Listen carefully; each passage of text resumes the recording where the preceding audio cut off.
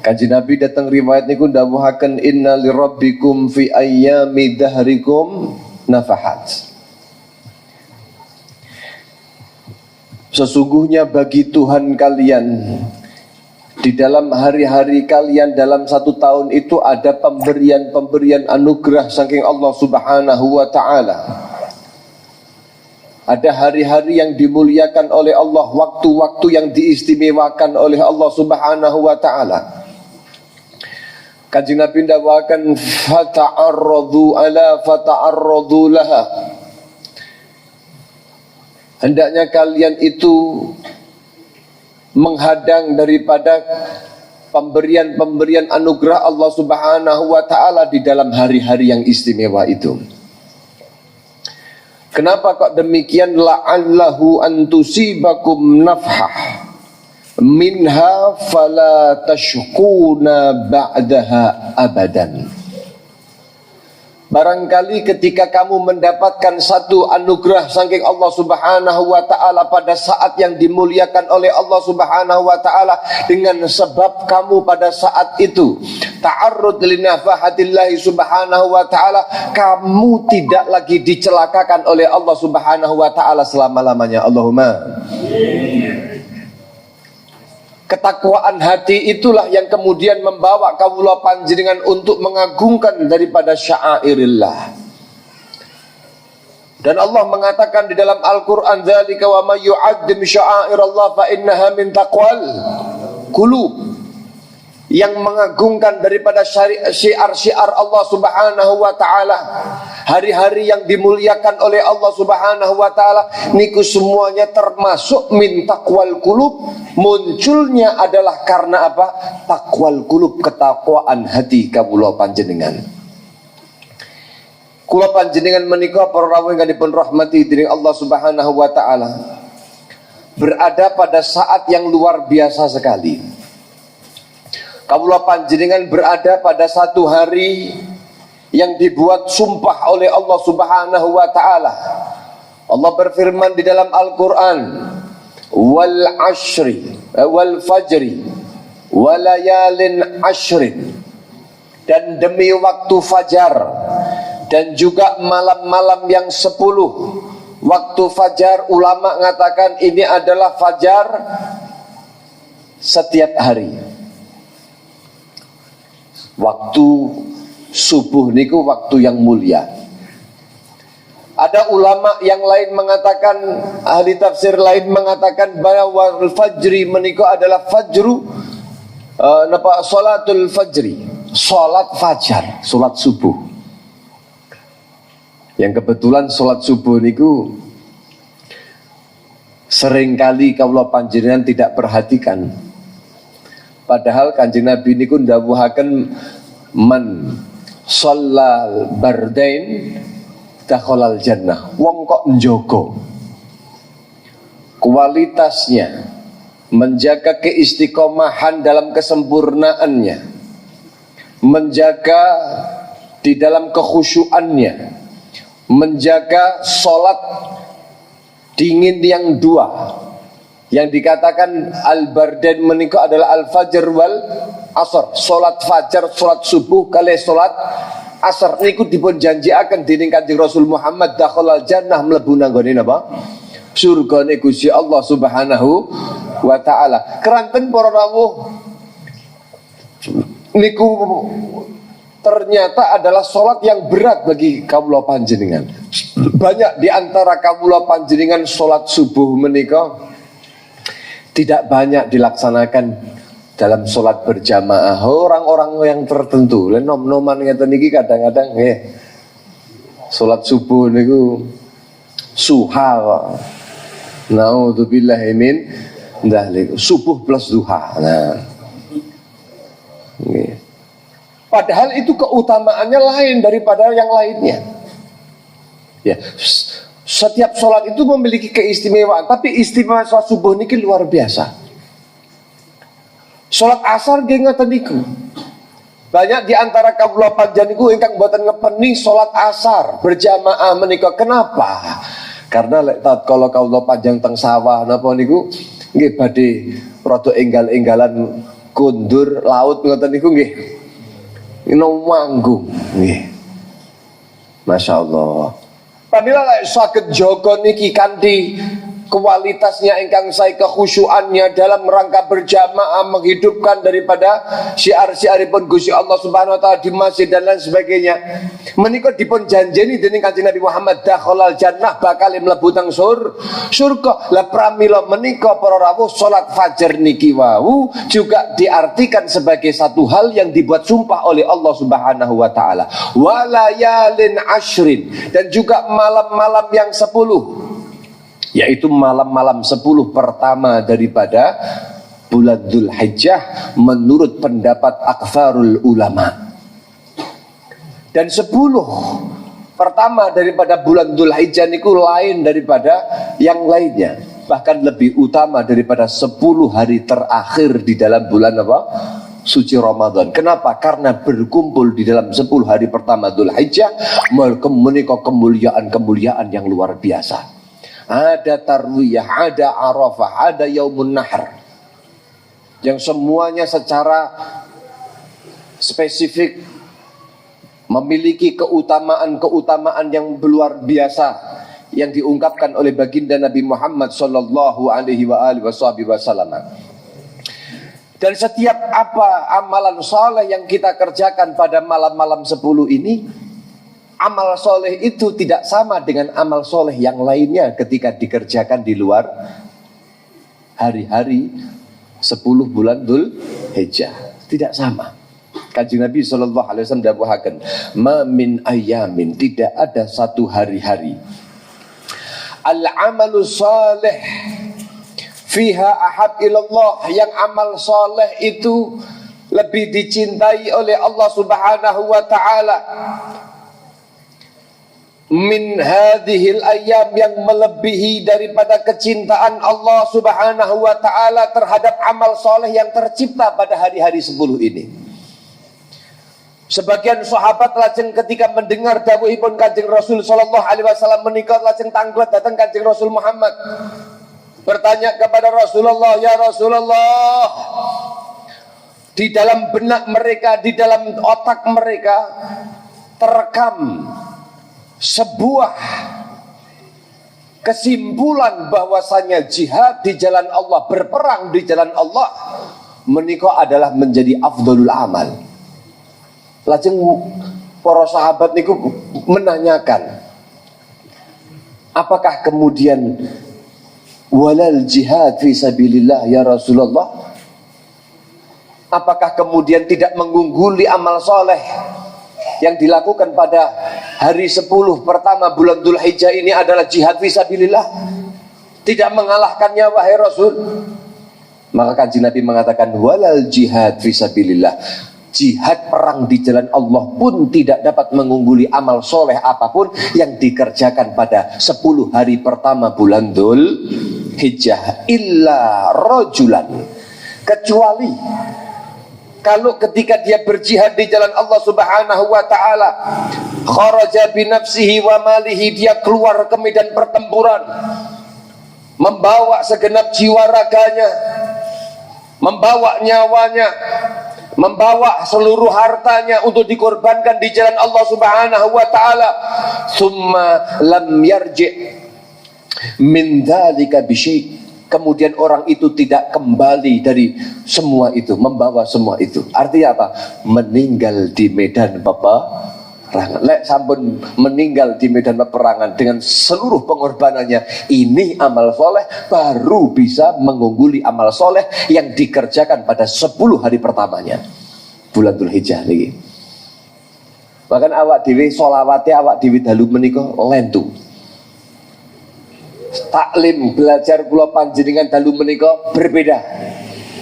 Sedekah yang Anda berikan di jalan Allah pada malam hari ini nilainya berbeda. Maka dalam riwayat niku yudha'af, dipun lipat gandakan bisab mi'ati dhif, dengan 700 lipat ganda. Masya Allah. Tapi kita harus tahu sebagaimana Allah melipat gandakan amal baik kawula panjenengan dengan ganjaran yang berlipat ganda, maka ketika kawula panjenengan menghancurkan kehormatan yang dimuliakan oleh Allah ini, ya, ini juga akan berlipat ganda. Dosa yang dikerjakan pada hari-hari ini juga tidak sama nilainya. Masya Allah. Pramila mugi-mugi kawula panjenengan estu dipun paringi taufik dening Gusti Allah Subhanahu wa taala menika saged mulia akan hari-hari yang dimuliakan oleh Allah Subhanahu wa taala. Amin. Allahumma amin ya rabbal alamin. Terlebih malam ini adalah Lailatul Arafah. Malam ini adalah malam Arafah, malam yang mulia, yang para ulama kawula panjenengan, para aulia kawula panjenengan, para sulaha kawula panjenengan, mereka orang-orang pilihan Allah itu betul-betul mengosongkan diri mereka pada malam-malam yang mulia niki. Sayyidina Ali bin Abi Thalib, beliau dikatakan yufarrigh nafsahu fi arba' layal. Beliau mengasingkan dirinya pada 4 malam, diantaranya adalah Lailatul Arafah. Malam-malam yang semisal malam-malam ini, doa-doa yang dipanjatkan kepada Allah, setiap hajat yang dihadirkan di hadapan Allah menikah tidak akan ditolak oleh Allah Subhanahu wa taala. Khamsul layala turaddu fihinna da'wah.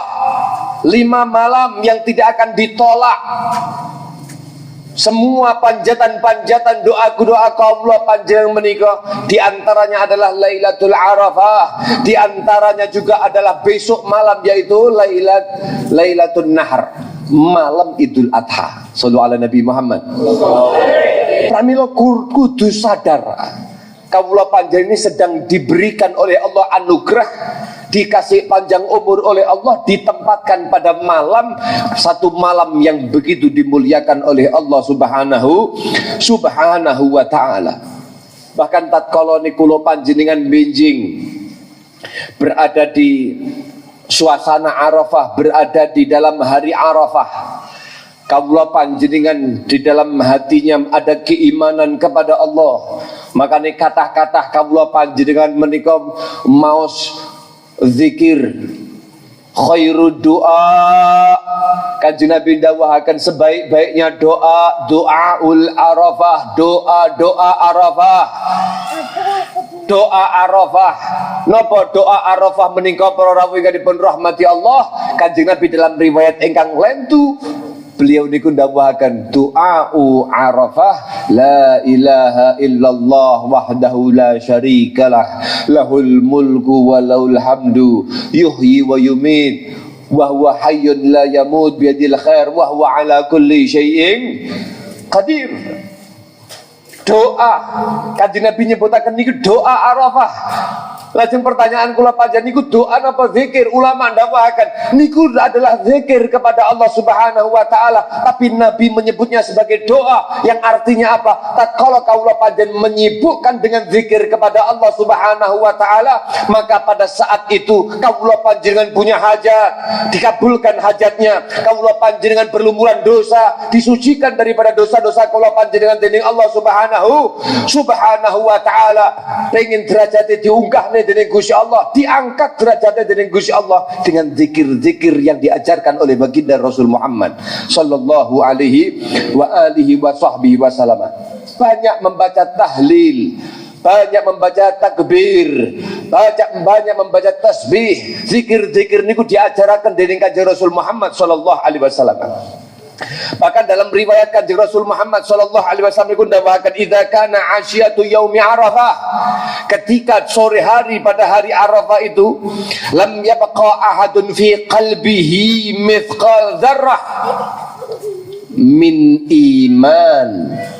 Ada seseorang yang kemudian pada satu sore hari Arafah tidak tersisa pada hatinya kecuali hanya sebesar biji atom pentauhidan kepada Allah, sebesar biji atom keimanan kepada Allah Subhanahu wa ta'ala, illa ghufiralah, kecuali orang ini diampuni dosanya oleh Allah Subhanahu wa ta'ala. Amin. Allahumma amin. Niki sahabat bertanya-tanya di hadapan Rasulullah. Ya Rasulullah, niku maksudnya panjenengan berlaku kepada orang-orang yang waqifina bi Arafah, orang-orang yang memang berada di tanah padang Arafah sana, lalu kemudian mereka berpanas-panasan, mereka tadarru, mereka menangis karena takut kepada Allah dan mengharap rahmatipun Allah Subhanahu wa taala, atau ini khusus kepada al-mu'arrif, orang-orang yang duduk di Arafah itu, atau khusus kepada mereka atau kepada manusia yang lainnya? Kanjeng Nabi sallallahu alaihi wasallam menjawab, "Falinnasi 'amah." Itu berlaku kepada manusia secara umum, tidak harus berada di padang Arafah. Para rawuh ingkang kawula mulyakaken, pramila kula panjenengan perlu menghadirkan besok hari niku untuk kawula panjenengan ta'arrud li nafahatillah. Kawula panjenengan perlu untuk menyadarkan diri kula panjenengan, menyodorkan di hadapan Allah semua kesalahan dan dosa kita, minta ampun kepada Allah. Itu adalah hari taubat kembalinya kita kepada Allah dari semua dosa kita. Dan puasa yang dilakukan pada hari tersebut, Kanjeng Nabi dawuhaken, ahtasibu 'alallah ayyukaffiradz dzunub dzunubas sanah allati qablah was sanah allati ba'dah. Diampuni dosa 2 tahun, setahun yang telah berlalu, setahun yang akan datang. Setahun yang telah berlalu mafhum, sampun dipun pahami, setahun yang akan datang pripun, ojo terus malih kula panjenengan kemlelet. Besok-besok kula panjenengan nglampahi maksiat, kula panjenengan nglampahi dosa, lajeng mengatakan, kenapa sampean kok melakukan sebuah kemaksiatan? Lho, kula sampun maghfur, kula sampun dipun dawuhaken dening Kanjeng Nabi diampuni dosanya. Kenapa? Karena kemarin saya berpuasa pada hari napa? Arafah. Jangan yang demikian. Kenapa? Karena maksud daripada diampuni dosa kawula panjenengan, 1 tahun yang akan datang menika kawula panjenengan bakal dipun paringi taufik dening Gusti Allah, dipun paringi pitulung. Lek seumpama Arafah, poso Arafah kita ini diterima oleh Allah, tandanya apa? Kita selalu dibarengi taufik oleh Allah untuk menjauhi apa yang dilarang oleh Allah Subhanahu wa ta'ala, menjaga diri daripada perbuatan-perbuatan yang tidak diridhoi oleh Allah. Kalau seandainya Anda mengatakan manusia tidak akan lepas daripada kesalahan, maka sekali berbuat kesalahan, manusia tersebut akan selalu diikuti dengan sebuah perasaan rasa bersalah kepada Allah.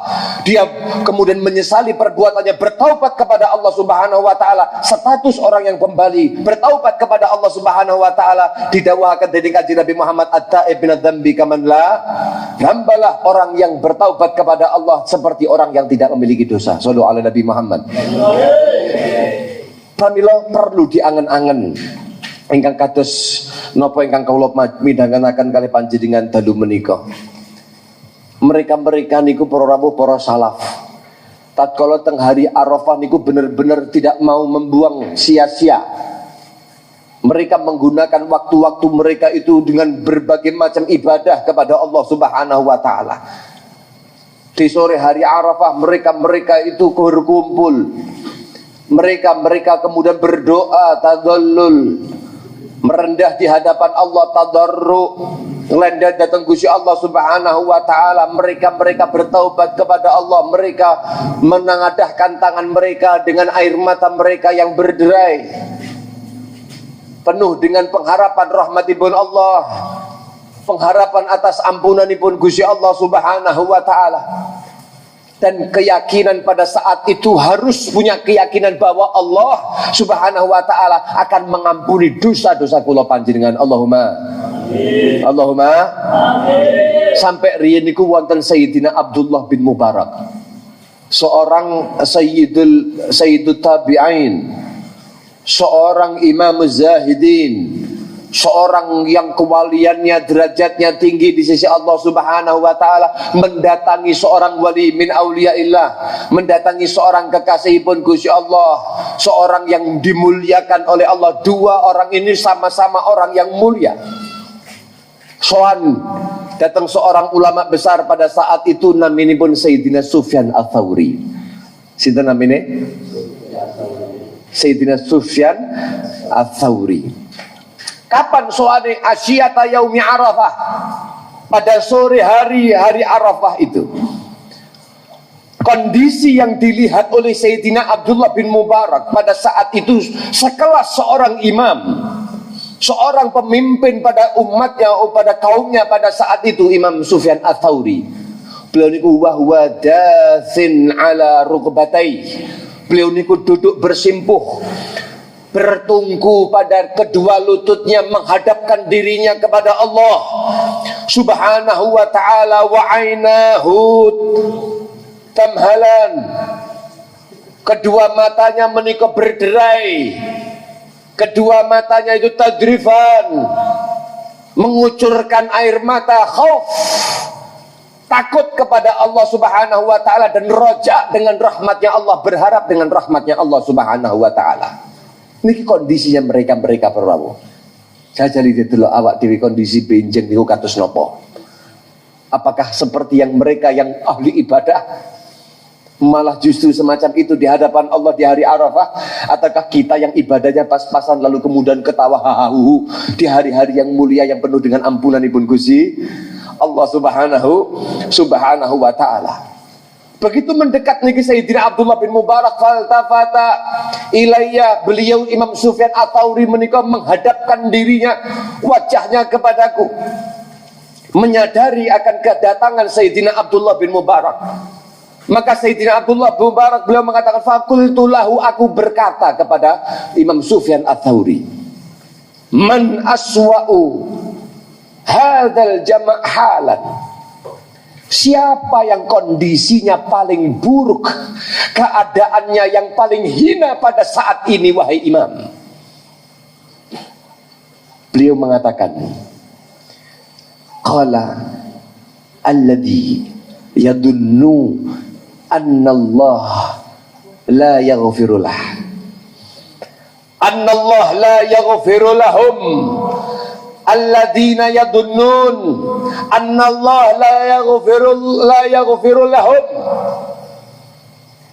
Orang yang kondisinya paling buruk pada saat ini adalah mereka-mereka yang dalam kondisi di hari Arafah, mereka menangis di hadapan Allah, mereka berzikir di hadapan Allah, mereka bermunajat kepada Allah, mereka menggunakan hari yang mulia itu di hadapan Allah Subhanahu wa ta'ala, tapi masih ada dalam hatinya terbesit bahwa Allah tidak mengampuni dosanya.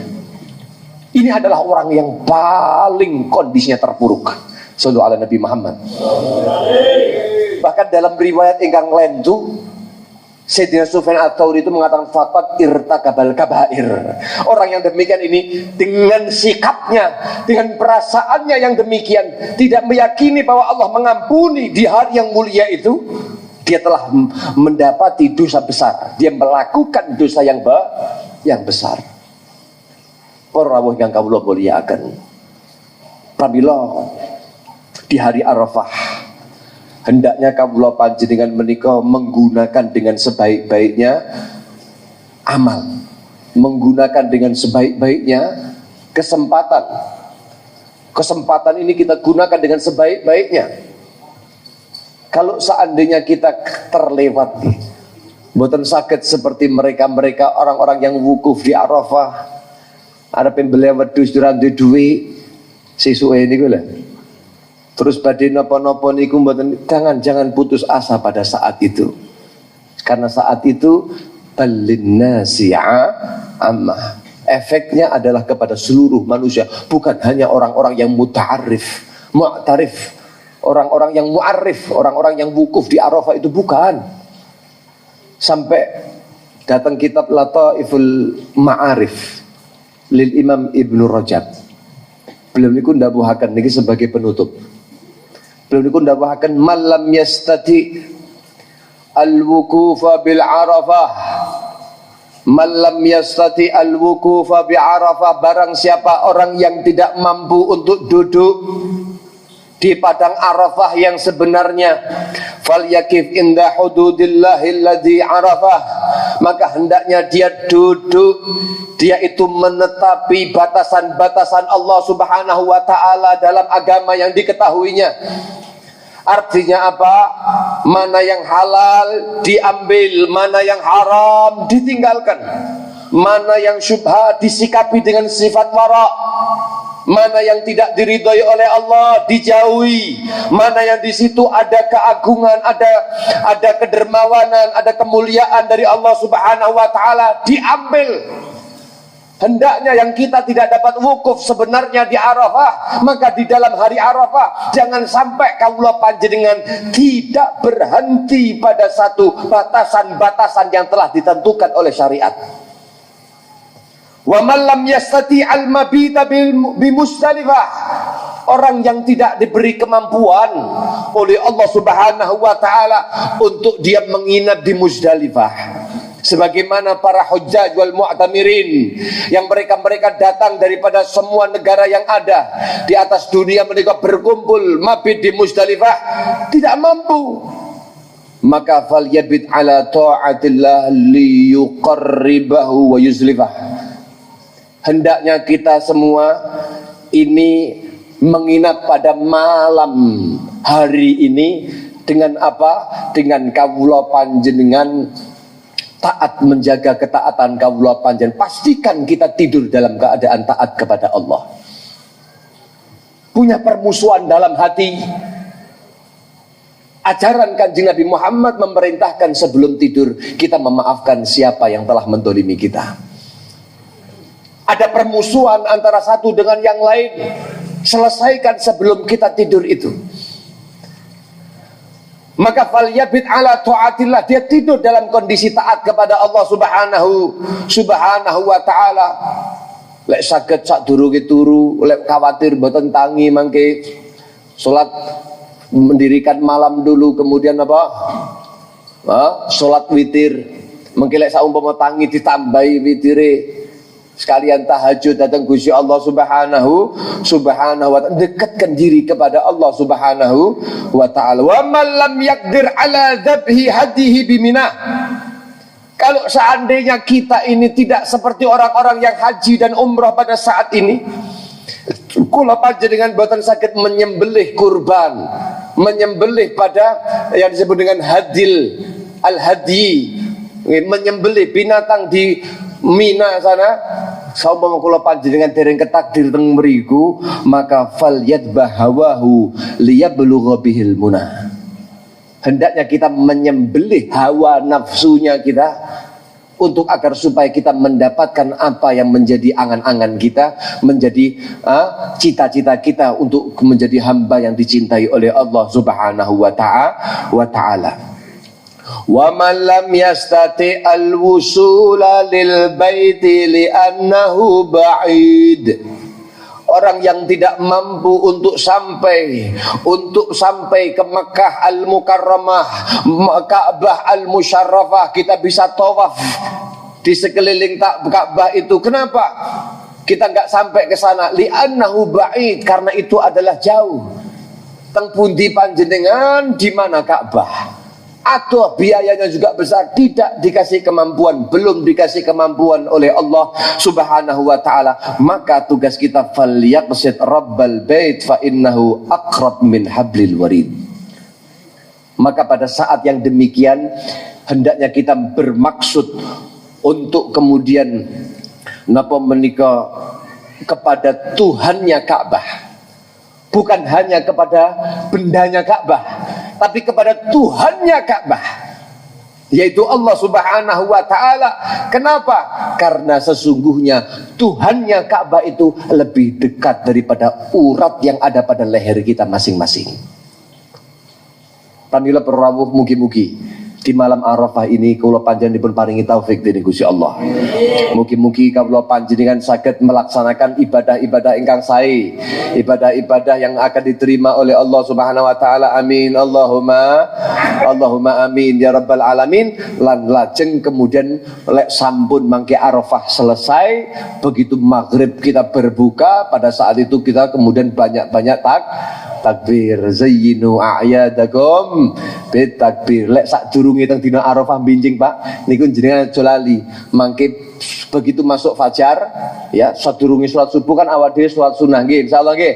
Salat sunah qabliyatas subuh atau salat fajar menika panjenengan bar niku sampun sunah takbir muqayyad. Allahu akbar, Allahu akbar, Allahu akbar.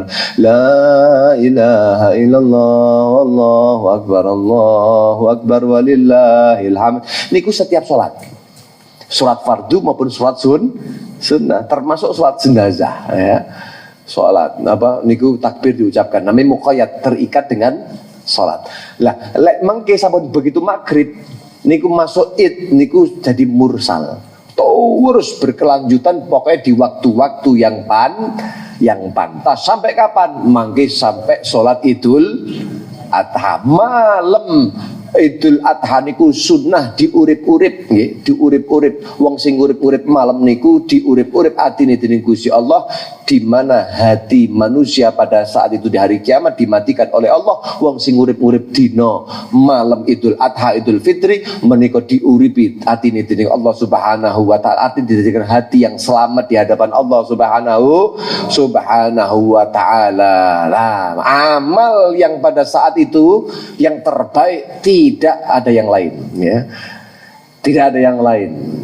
Jenengan amal yang terbaik pada saat itu yaitu tidak ada amalan yang lebih baik yang dikerjakan pada hari Idul Adha yang melebihi min iraqatid dam, dari menumpahkan darah korban. Moga-moga sakit korban, amun korban perasaan terus nggih.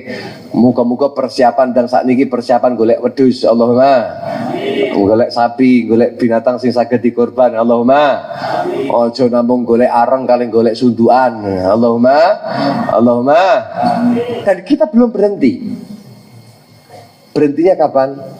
Kemuliaan itu tidak berhenti pada saat hari raya, tapi menika berlanjut sampai hari tasyrik. Niku sampai dikatakan bahwasanya paling utamane dina menika adalah yaumun nahar wa yaumul qar. Hari raya Idul Adha dan juga hari qar. Hari di mana hari tasyrik niku 3, 11, 12, 13. Walaupun itu adalah ayyamu aklin wa syurbin, hari makan-makan, bukan berarti lek mangan-mangan lali kali Gusti Allah.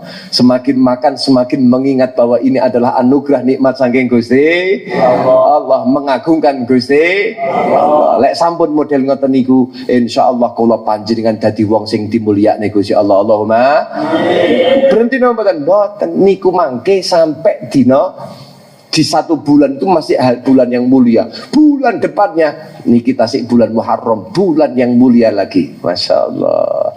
Mungkin paringi taufik dini Allah. Amin. Allahumma amin. Niku yang sakit kula aturaken pangapunten kang kathah bila wonten lepat angin matur awal hingga akhir. Hadani Allah wa iyyakum ila siratal mustaqim. Assalamualaikum warahmatullahi wabarakatuh.